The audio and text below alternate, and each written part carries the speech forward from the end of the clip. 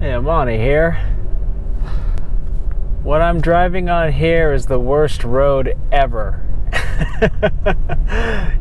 I'm passing a sign that says ice, and I'm going over this one-lane bridge that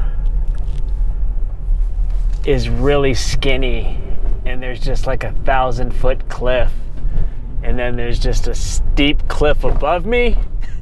It's just a horrible road to drive on, but it's the only way in to get to this lake I'm going to, so I'm just hoping I can make it.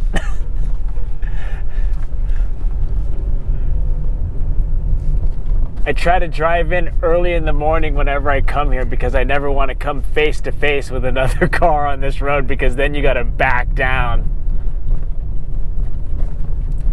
I mean, this is literally just a road cut into the cliff. One thing I like to do, if you don't drive on a lot of high mountain roads, is I always check the lows. If it's, if I can find an area that has a similar elevation in the same region, if I can't find the exact place I'm going, and then that way I can see if it's below freezing at night, you gotta expect to deal with some ice. And it could not have snowed or anything for a while like this year.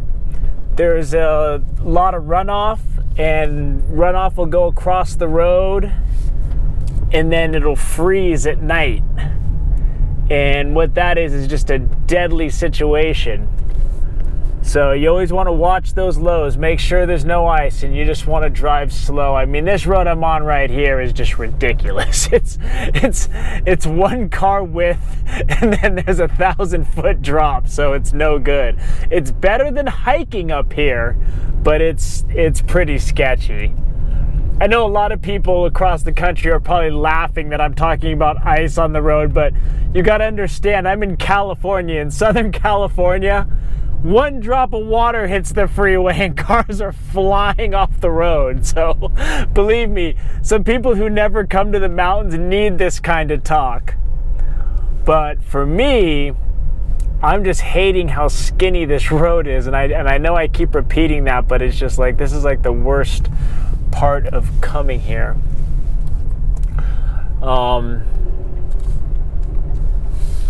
But hopefully we can get some fish. I'm gonna have to sleep for a while because I've been driving all night, so I'm gonna have to sleep for a while before I get out there. Right now is the perfect time to fish, but I'm gonna have to get some sleep before I get into anything like that.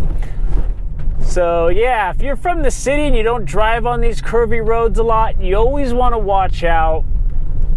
You know, watch the side of the road. If you see a deer, a doe on the side of the road and it runs across, you can expect there to be 2 or 3 more behind it.